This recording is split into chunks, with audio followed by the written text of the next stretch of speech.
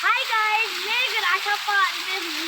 ये एक वाटरफॉल है जिला सिंगोटी, तलारखल और हजीरा के बीच में। वो गाइस ऊपर आप देख सकते हैं, इधर से तीन हैं